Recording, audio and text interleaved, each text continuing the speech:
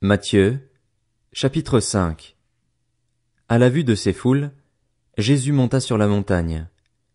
Il s'assit et ses disciples s'approchèrent de lui. Puis il prit la parole pour les enseigner. Il dit, « Heureux ceux qui reconnaissent leur pauvreté spirituelle, car le royaume des cieux leur appartient. Heureux ceux qui pleurent, car ils seront consolés. Heureux ceux qui sont doux, car ils hériteront la terre. Heureux ceux qui ont faim et soif de la justice, car ils seront rassasiés. Heureux ceux qui font preuve de bonté, car on aura de la bonté pour eux. Heureux ceux qui ont le cœur pur, car ils verront Dieu. Heureux ceux qui procurent la paix, car ils seront appelés fils de Dieu. Heureux ceux qui sont persécutés pour la justice, car le royaume des cieux leur appartient. Heureux serez-vous lorsqu'on vous insultera, qu'on vous persécutera et qu'on dira faussement de vous toutes sortes de mal à cause de moi. Réjouissez-vous et soyez dans l'allégresse, parce que votre récompense sera grande au ciel. En effet, c'est ainsi qu'on a persécuté les prophètes qui vous ont précédés. Vous êtes le sel de la terre. Mais si le sel perd sa saveur, avec quoi la lui rendra-t-on? Il ne sert plus qu'à être jeté dehors et piétiné par les hommes. Vous êtes la lumière du monde. Une ville située sur une montagne ne peut pas être cachée, et on n'allume pas non plus une lampe pour la mettre sous un seau, mais on la met sur son support et elle éclaire tous ceux qui sont dans la maison. Que, de la même manière, votre lumière brille devant les hommes afin qu'ils voient votre belle manière d'agir et qu'ainsi ils célèbrent la gloire de votre Père céleste. Ne croyez pas que je sois venu pour abolir la loi ou les prophètes.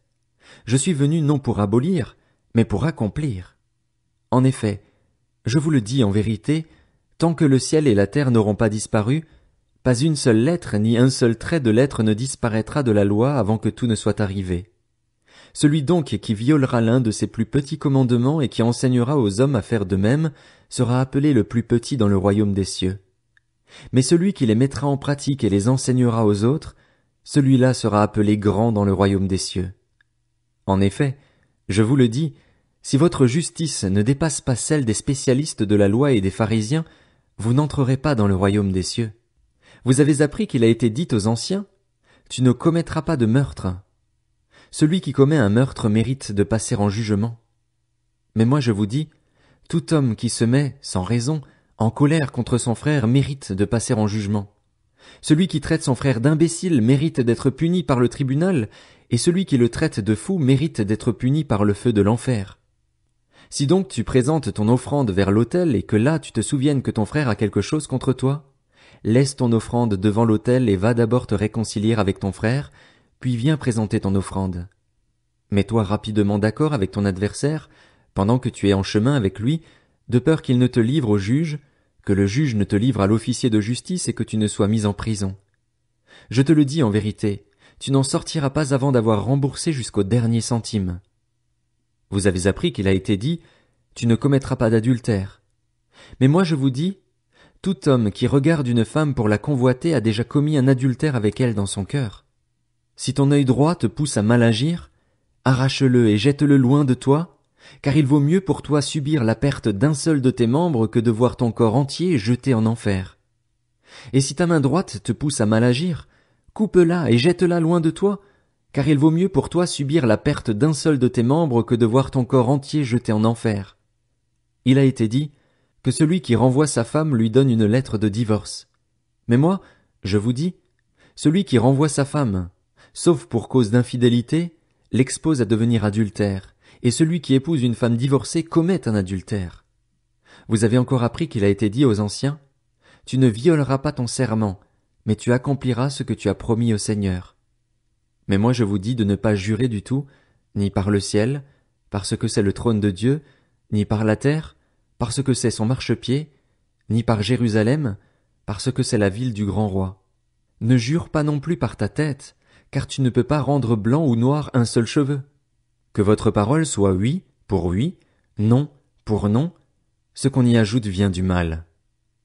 Vous avez appris qu'il a été dit, œil pour œil et dent pour dent. Mais moi je vous dis de ne pas résister aux méchants. Si quelqu'un te gifle sur la joue droite, tends-lui aussi l'autre. Si quelqu'un veut te faire un procès et prendre ta chemise, laisse-lui encore ton manteau. Si quelqu'un te force à faire 1 kilomètre, fais-en 2 avec lui.